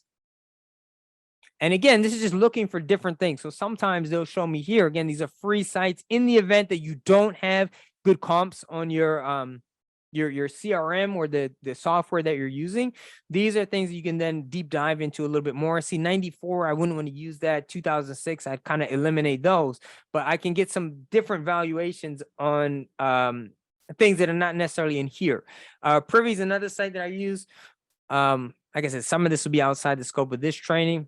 I think this is the last property we looked at. But if I drop that in here, it'll probably give me some additional comps and aren't necessarily in REIFax, right? So these are some of the sites you look. Privy is cool because it pulls in data. They have data feeds connected to the MLS, so you get a lot of information. You get the listing agent information. It's not as convenient for me because you don't have the subdivision at the click of a button. You can scroll down and find that, right? The not legal description, subdivision. Usually it's somewhere down here, but sometimes you have to find some of that stuff manually. But you can click on the comps, right? And I wouldn't use this one, 0.59. It's way too far away, but this one a little bit better. Right, and then I can click, I can see, does it look the same? This one has a garage. I don't even remember if the one we had, if it was just, yeah, this one's just carport, right? So these are things to take into consideration, but then I can actually click on these and I can look at what the comp went for. And they also show you, I'm not sure in this example, but they'll show you like before and after pictures if things got rehabbed. So you can get a lot of information from these systems, right? But these are some of the systems and different websites that you guys can take a look at to help you with your valuation. So let's go back to RealFact. So here, I had that property at 290. So in my head, if I'm seeing things at 5, 4, 399, I'm thinking probably 290. Remember, these are not in the same subdivision. So it's a little bit off, but at 290, and that was the house next door. That's probably what a cash buyer would pay. So that's probably around the price range that I'm going to go for with something like this. And it's listed at 365. So yeah, 299 would be a little bit low, but remember, this was stunning 3-2 bedrooms. So there's nothing here that's really telling me that it's motivated. So it's not necessarily a great look for a wholesale deal, but that's kind of how you would run the valuation. So let's go back and see if we can find some other stuff. I had one I looked at earlier. Let's see. Let's see if I find it. Okay, let's look at this. Look at this one. All right, so we got a 2-1, 1955. Again, we're staying in the same area. Remember, it's a good decent starting point. It can be good, it can be really bad. So we have to look at it manually. Listing details, well maintained, stuff like that. Again, we're just doing this for the sake of the exercise. Ideally, I want to see things that said need TLC, needs work, cash offers only. Okay, this does say cash offers only, right? So that's kind of a good thing. You can see pictures in RealFacts, but again, I can go to realtor.com, Zillow, see some of this stuff, kind of get an idea of what's going on in the property, right? So I get to my comps. Okay, there are fewer here, right? Now, these three I'll probably rate, a little bit higher. But now let's see. Okay, bedrooms 2-1. So this one's weighted a little bit more, 55. Okay, they're all built in the same year. That's good. Let's see if the prices are similar. 320, 350. This one's a little bit low. So I'm thinking it is a little bit further away. I could look into it if I need to, but initially I'm going to think, okay, maybe we're about 330 on this. Now let's see if filter wise, let's see if our subdivision, if we have any in the same subdivision. So only one, right? But the one is going to be a lot closer. It's same square footage, same beds, baths. Like I said, if you're dealing maybe with a off-market property, you've been in touch with your seller for a while, you're building a rapport, you're going through it, you want to go the more quality route, we'll do the calculations for the area, but actually the area is really similar, so it's not going to be that different. And so I'm thinking, okay, maybe this is probably worth about 320. Let's see if anything else takes me out of that. Okay, maybe this is a more optimistic look, but it's 3.2, so it's more bedrooms, so that's why it justifies that 350 offer. Okay, so now we only had one in the same subdivision, I think.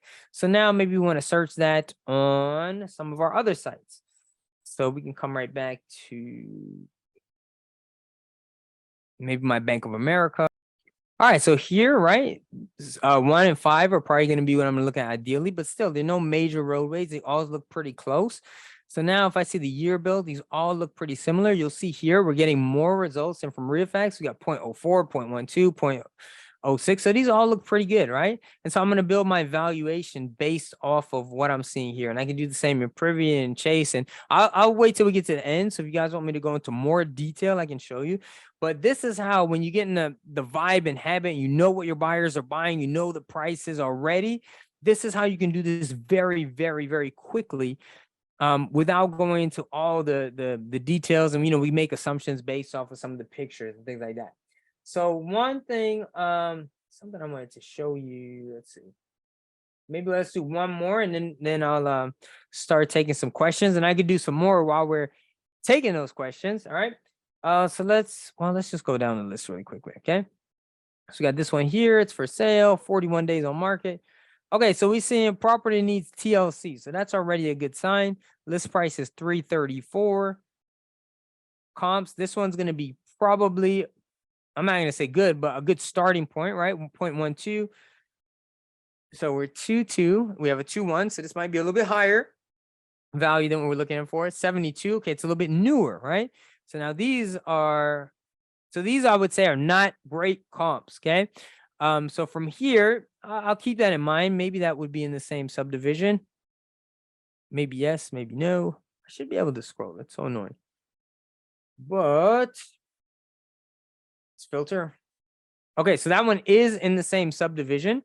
So a little bit better, but remember, it's built a little bit later. So not ideal. That might be, I might want to go into more detail on that. But if I bring that over to Privy, to some of the other sites that we're looking at, I might be able to find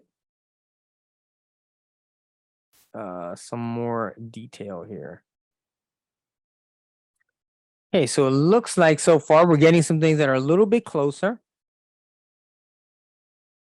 So a little bit far, a little bit far. a little bit closer. So the point with this, I guess I would say, is that like it's not necessarily ideal, but it still gives us enough of an idea where we can really get into the ballpark of what we're looking for. So I do have some more examples. We can keep kind of going through this stuff and going example after example. But the point that I want to make is that you don't need to really overly. Some of you guys put way too much emphasis and pressure on yourselves to get this perfect. And I hope you guys understood from the main meat and potatoes of the presentation is like get in the ballpark, particularly when you're going after these on market or virtual or deals that require a lot of volume, because it's more important that you make more offers. I promise you, there is a statistical equation. The more offers you make, the more deals you will do. So I want you guys to do this in a very fast and very efficient way, and then focus on getting in the ballpark because of that narrative I explained to you earlier, and then working the price reduction while justifying through your due diligence period. And that's the way you're going to be able to get a lot of your deals. That's also the way you're going to be able to beat out a lot of your competition. Again, remember, you can use property appraiser sites. Some other things that I take into consideration is I'm always trying to kind of build a story. So sometimes, even though it's not relevant to making an offer, sometimes I want to put myself in the headspace of, okay, what might my seller accept? And I might even look at like the last sale date. Now, if it's 1987, that's not really going to help me too much. Plus, there's a quick claim deed, so that doesn't really count. But let's see if someone bought the property in 2010,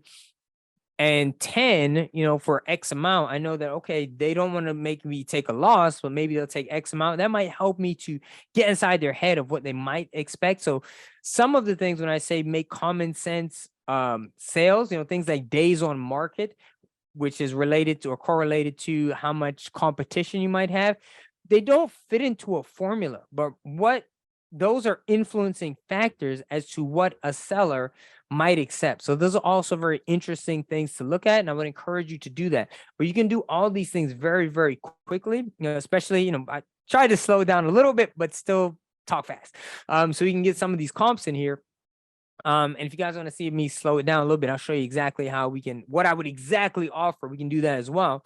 But those are some of the things I really want to keep you guys keep in mind. It's kind of a different way of looking at the properties and kind of negotiating, and even in stark contrast to like our friend who said, like, if you ask for a price negotiation, like it's unprofessional. But remember, you're saying to them based on what you told me, and they always underestimate what the repairs will be.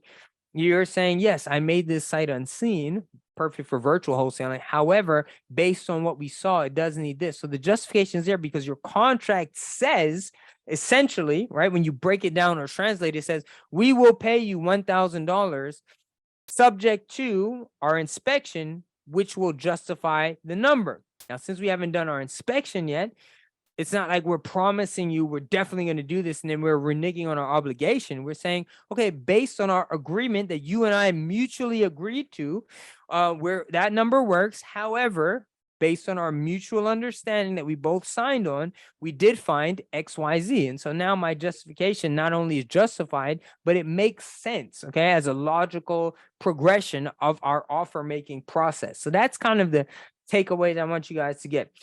Before I jump into Q&A, so we got some stuff on the chat. Just want to pull up my URL for you guys. If you guys want to talk further, if you guys have questions about this, about wholesaling, about this process or anything, like I said, I tried to make it pretty efficient and pretty quick.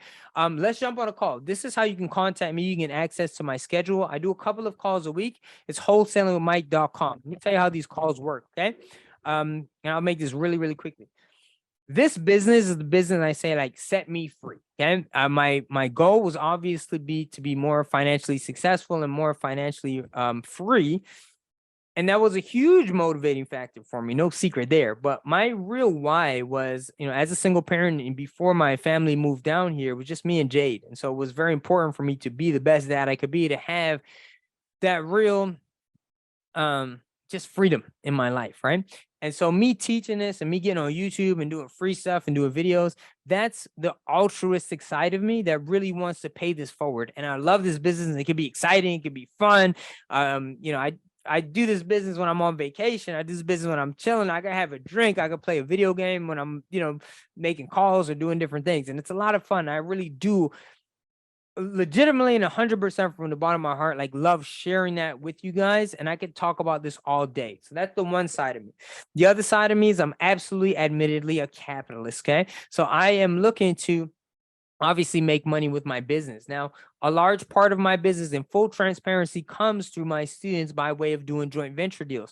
So when I connect with people, I'm happy to share. I'm happy to joint venture with you. You don't necessarily have to buy stuff that I offer. That's completely fine. Like I said, I talk about it all day, but selfishly, I am looking for you guys to do deals with me.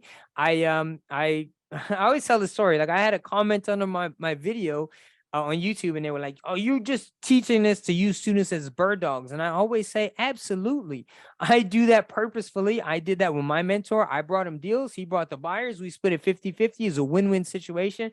We both benefited. So it is selfishly motivated as well. So what happens is when you go to this website, you just basically give me a little bit of information about yourself, and then you get my schedule. I have a couple slots every week. They do fill every week. And at that point, I'll come on, I'll answer all your questions. Any question you have about wholesaling, nothing's off the table. I'll give you advice. I'll answer your questions. I'll give you a game plan on how to move forward. If you are interested in mentorship or group mentorship or any of the products or services that I offer, at that point, we can talk about that. I don't do any type of hard sales or anything like that. I know some people are worried about that. But for me, I only want to work with people who are very committed, very dedicated. And so I don't like, oh, you have to buy this, course thing and whatnot. And I don't even sell my course alone anymore, because courses are important. The knowledge is important, but I found that there does need to be a live component where we can get on and talk like this to really do deals. So if you want to jump on, There's no obligation. There's no pressure. There's nothing like that. Worst case scenario, I give you some good information, good game plan, answer all your questions, tell you where you should move, and wish you the best. And I'm cool with that. If you want to do partnerships with me or joint venture or jump in my mentorship program, it is somewhat of a screening process. I don't want to waste your time, waste my time, anything like that. So we'll make sure we're a good fit for each other. And if you do, I do have different options, different pricing models, different payment options, things like that. So it's a good way for you to talk to me. We'll get to know each other. And if it works for you, it works for you in that sense. If not, there's no pressure or anything like that. So if you guys want to jump on those calls, it's wholesalermike.com/call. Limited spots every week. I encourage you, if you're interested, jump on ASAP. The business rewards and life in general rewards people that take action. So definitely jump on. We'll have a conversation. Ideally, we can do, like I said, some good business together, a lot of deals together. At this point, I have students who have students of their own, and I encourage you guys to do that. Some of you guys know I'm really big into MMA and jiu-jitsu. It's like the same way, man. You start off as a white belt, you have your coach, you coach up your blue belt, purple belt, brown belt, whatever. And then eventually you'll be able to teach to others. And those students that you have will become bird dogs for you. You'll provide value to them. One of my more successful students, Logan, he had 3 students of his own, and he and I still talk. He had students of his own in the last month. They all did deals. So I would encourage you to get to that point, because what happens is when you start getting successful at this, people start asking you, how did you do that? And then when you could teach them, I encourage you to have that downline. So that's kind of what the call is all about. Encourage you guys to jump on there and talk with me. And I'm always trying to build up my network, meet people. You'd be so surprised how many joint venture deals happen with me just out of talking to people. Now, some of you might not be in this position, but I'm in a position now, being in the business for over a decade, where someone could send me a deal, or I'll see a deal that comes through from another wholesaler, and I can know like immediately, oh, that'd be perfect for Chris. And now I've done no marketing. I've not talked to any sellers. I've not done anything for anybody. And I send a text to Chris. I'm like, yo, Chris, you want this one? I got you. Say, yeah.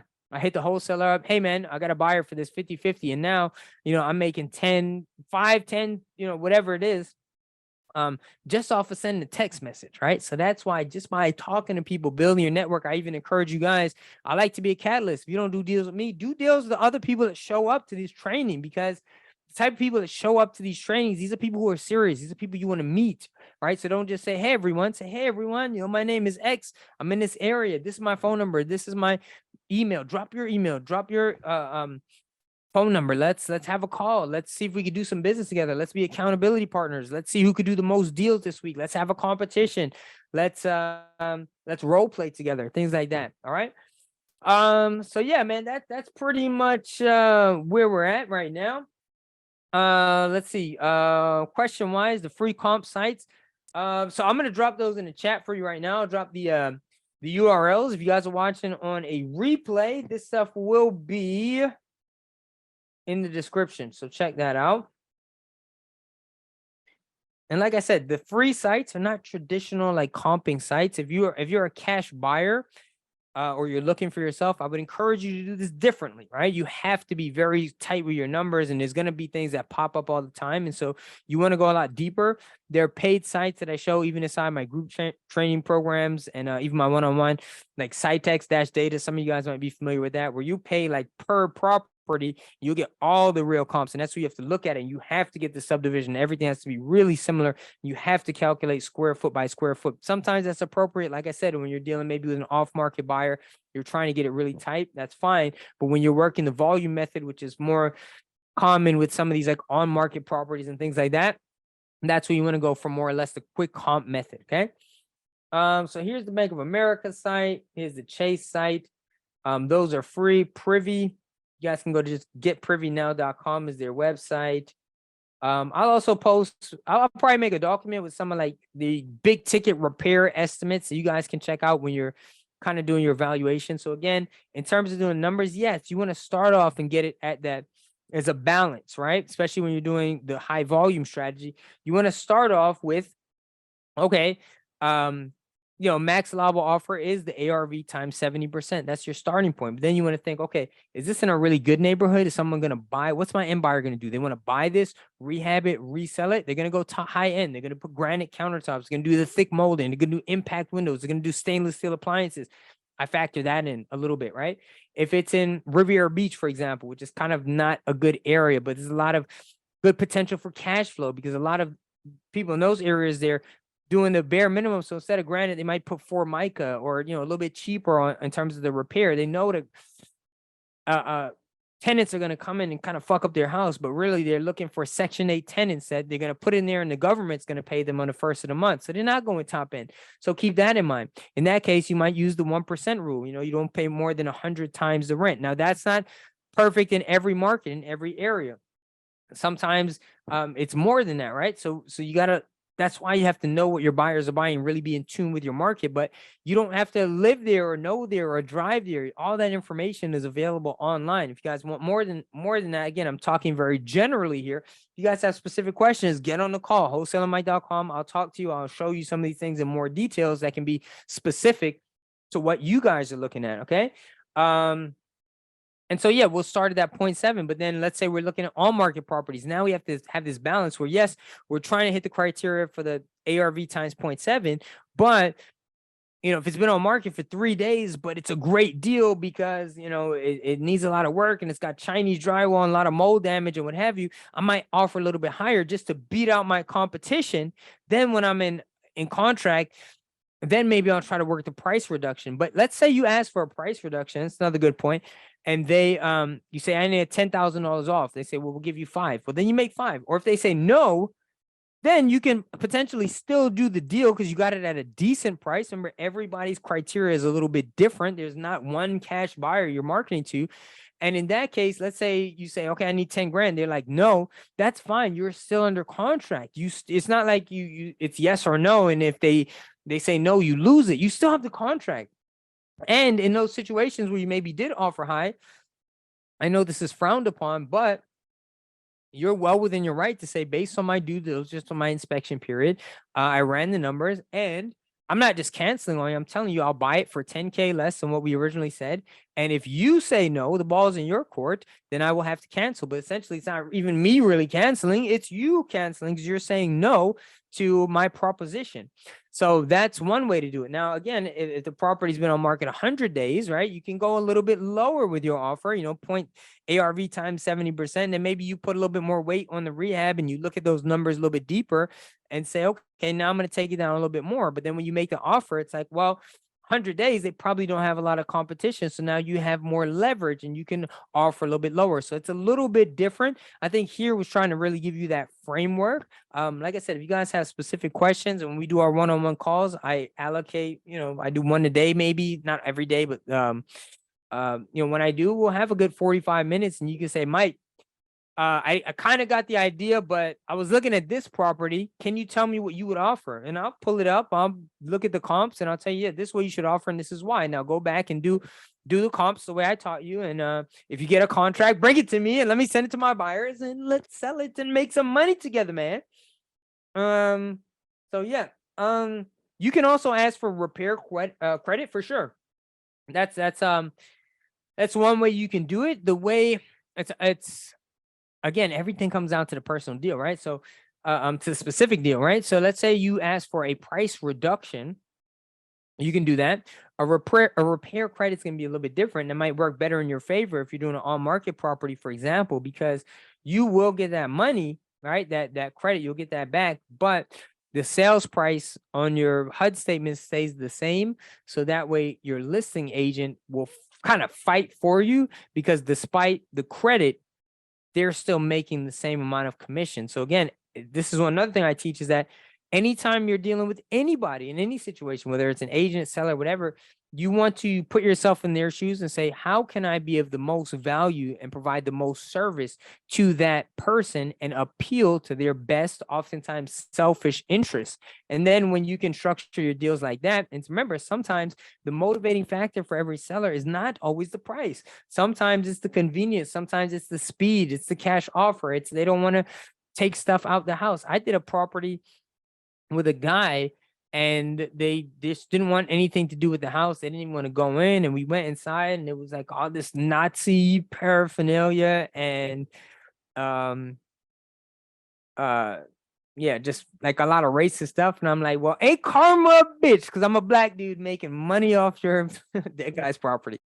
But stuff like that happens. So it kind of depends on how you structure your deal. So there's a way to do all of these things. So the takeaway here, guys, is that I think I want is like, there's a time and place where you want to be very detailed and to the point, but also understand that your job as a middleman is really to kind of get in the ballpark and negotiate to make both sides happy. And you can do that once you have that control, which plays better for you. And then you also prove your value. And so for an example, like a lot of times with my sellers, if you're just getting a deal, you give it to them. I've had, or buyers rather, I've had buyers, not in a quite some time, and it's more rare than you would think, but they might go around you. This is a problem that does happen sometimes. They'll try to maybe cut you out of the deal, or go direct to the seller or something like that. But the way I tell them, I'm like, okay, here's the price. Then I have them go see the property, and then they're like, Mike, too high. And I'll say, well, what price works for you?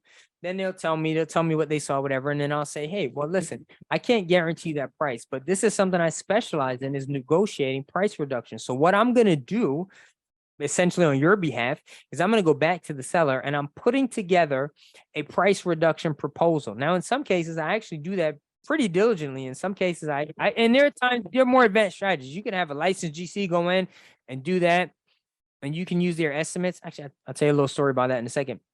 But and you can put together something. Sometimes you just put a PDF together. It looks really pretty. Sometimes you can take your own pictures. If you do want to go to the property, you can, right? You don't have to do it virtually. I just recommend that because I like doing it that way and living my life that way. But sorry, I'm reading a thing here.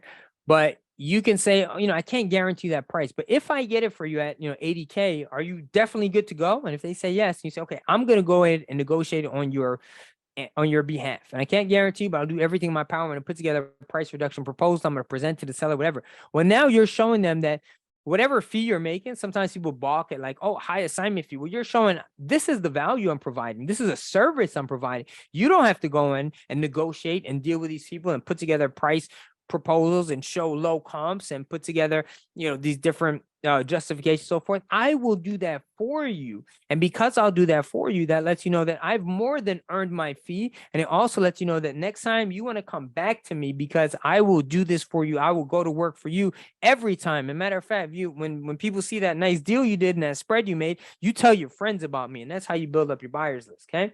So, yeah, man, I mean, I think that's pretty much where we are for tonight. Thank you guys so much for joining. Always a pleasure here.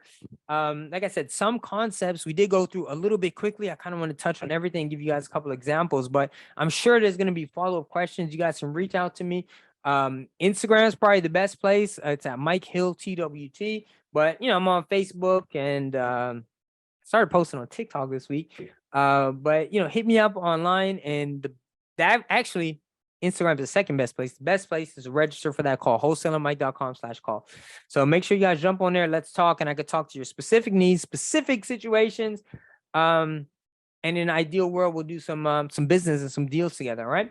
So thanks again for joining. Thank you. Appreciate that. My students, you guys know I'm in the wholesale group. Josh, I responded to a couple of your questions, so hopefully that helped you out. And I'll see you guys on our next call. All right.